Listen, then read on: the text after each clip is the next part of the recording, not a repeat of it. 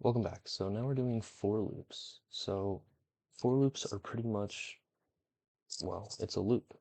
It's controlled by how many parameters you input, and you can do things multiple times with it. So let's say for each letter in our string alphabet, which is given all of the letters of the alphabet, we'll print letter. Now it's going to go through each one just like this. So this has location 0, and this would have location 25, not 26. So all strings start with a index at 0, and they count their way up by 1. Okay, so moving on from this, let's say for each letter,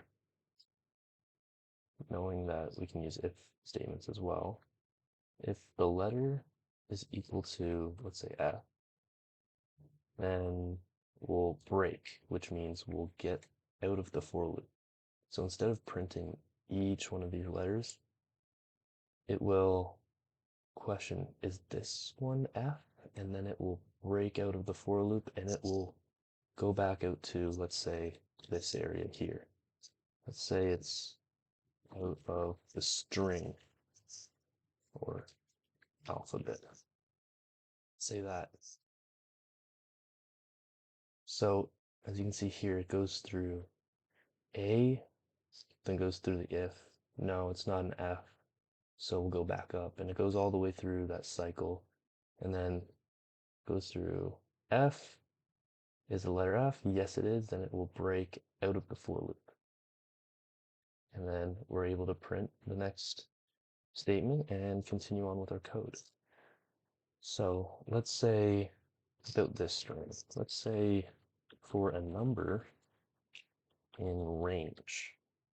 So range lets us, exactly, it'll let us make, it'll go through a loop representing a number 1, then 2, then 3, all the way up until this number. So you can think of this as start and end.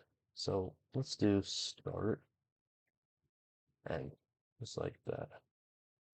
I'll call start is equal to 1 and end is equal to 10. Just like that. So for number in range, we can say print our number. And it will go from 1 to 9. Why not till 10? Well, for something in range, for for loop that is in range, it'll print this number all the way up to, but not including the end number. So we wanted to print, let's say 1 to 10, we're going to put in 11. So let's clear the console, and it now puts 10. So now we can represent all those numbers.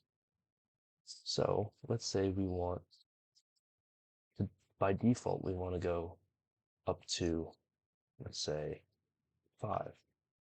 Let's say 5 right here. Get rid of these. Now let's put 5. Now it is going to automatically start at 0 and go to 5, but not including 5, so we'll go to 4. So it's the same thing as doing 0 to 5, as if we just do 5. So if we want to go 0 to 11, like we did before, then just put in 11. Just like that. Okay. So what we can also do is have an increment. So we can have a start is equal to 1, an end that is equal to, let's say, 11, which will actually be 10. And then we can have an increment of, let's say, 2 instead of 1, because as you notice, each number goes up by 1, 2, 3, it goes up by 1.